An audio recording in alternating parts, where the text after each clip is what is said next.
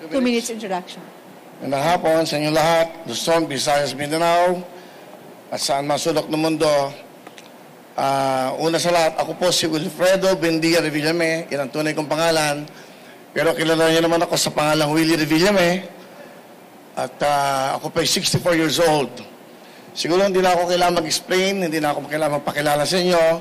For 21 years, meron akong daily show, tanghali, hapon, gabi.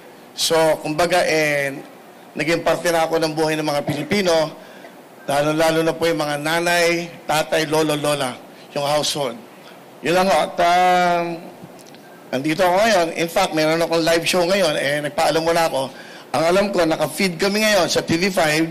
Naka-feed ho kami ngayon sa show. At yung mga nanonood ngayon doon, nagpaalam muna ako. Sigurado nagsisigawan ngayon doon yun. At wala ako, walang kantahan, walang sayawan, walang hepe-peray muna, walang putukan, at walang wheel of fortune. Pero, may mas malaking hangarin at may mas malaking plano para sa bawat Pilipino. Okay? At 2 minutes, siguro mas maganda makatanong na lang para masagot ko na kagad yung mga tanong. Okay, sige po. Unang tanong, kanino manggaling? Tagalog na lang para mas maintindihan natin mga Rhea kababayan. Fernandez from TV5. Pahiram po ng mikropono. Go, Rhea. Hi, sir. Good afternoon. Rhea Fernandez, TV5. Over here, sir. Willie na lang. Huwag na, sir. Sir Willie, you mentioned you have a show sa amin, TV5 Will to Win, no? So the next question is, what happens to your show if you are vying for a Senate seat? Anong mangyayari po dun sa Will to Win? Sa pagkakaalam ko, sa rules ng COMELEC, until February 10, pwede pa ako mag-live show. So I still have 5 months na makakapag-live ng 5 to 6:30 sa TV5, sa Facebook na meron kaming followers sa 17,300,000 at 8 million sa YouTube. So pwede pa ho ako magtrabaho, pero pagdating ng February 11, mag-stop na, and that will start the campaign. So you know, and then, pag nanalo, pagpalarin, at pag pinagalob ng Diyos na ako yung makapaglingkod ng tapat at walang halong pag-iisip ng masama sa aking mga kasama, ako pa'y babalik, like the Senator Tito Soto, na may Itbulaga pa din. Yun lang. Okay. Sige, go ahead. Sir, one additional question po. Ano pong nag-udyok sa inyo para finally tumakbo na po sa pagkasenador? Because going back to your previous statements, hindi nyo po nakikitang tatakbo kayo sa sabak sa politika eh. Yung mga nakikita ko, away. Awayan ang awayan. Mga edukado, ang tingin nila sa mga artista masyadong mababa. Kami may magagandang puso para sa ating mga kababayan. Ano ba ang purpose ng isang senador? Hindi ako abogado, hindi ako nakatapos, pero ang purpose dapat ng bawat senador, bawat nagpa-public servant, bawat namumuno sa anumang local government, mabuting puso ang meron ka. Ang dapat mong inisip lagi mga kababayan mo. Marami ng batas na ginawa. Marami ng mga presidenteng dumaan, marami ng senador na dumaan. Pero yung buhay natin mga kababayang mahirap, nababago ba? I think, yun ang pinaka-importante. Poverty, yun ang pinakamalaking problema natin. Yung mga batang nangangarap na mag-aral, pag wala ng pera, hindi na natutupad ang pangarap. Yung mga nanay at lola natin na may mga sakit. Alam mo, for 21 years na ako'y nasa daily show, laging ang bulong sa akin ng nanay, lola, lahat. Yung bili ng gamot, Willie. Yung asawa ko may sakit. Willie, pang-matrikula ng anak. Puro lahat ng iyan ang nadidinig ko for 21 years sa mga ating mga kababayan. For 21 years, yung mga magbubulong sa akin ng ganyan, hindi naman ho na bago ang buhay eh. Sa mga madami na nagsilbi sa ating bayan. Wala akong sinasabing iba. Ibig ko lang sabihin, dapat hindi lang batas ng tungkol sa batas na mga kung saan-saan batas. Batas ng mga mahihirap ang kailangan natin.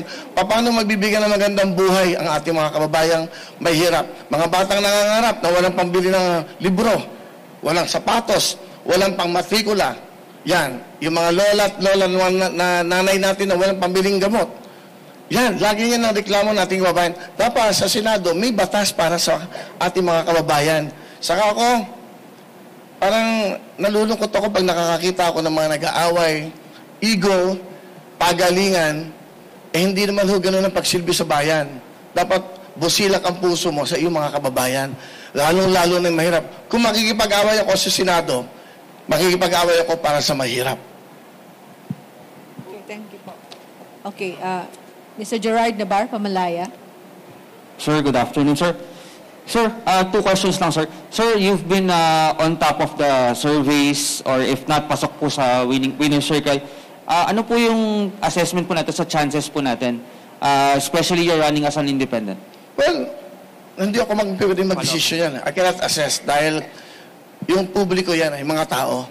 Mararamdaman mo lang. Saka, I also have my decision. Kung talagang hindi ako pumapasok sa top 12 o ano, and I will withdraw. Simple lang naman. Ibig sabihin, baka hindi ako gusto ng tao for this privilege na maging senador. I can just come back in my show. Pwede naman ganun eh. Ang hangaran ka naman dito eh, yun nga, makatulong talaga. Saka makagawa ng kabutihan. Makagawa ng batas. Makagawa ng batas sa ating mga kababayan. Kung nadidinig nyo lang araw-araw ang bulong sa akin ng bawat mahihirap, dudugo ang puso mo. Wala kang pambili ng pagkain eh. Wala nga, tapos makikita mo sa Senado, sa Congress, puro awayan ng awayan. Yung bang nakikita ba na, alam mo, napansin ko, pumunta ka sa mga probinsya, hindi naman nila pinapansin yung mga yan eh. Ang iniisip na kakainin ng kanilang pamilya.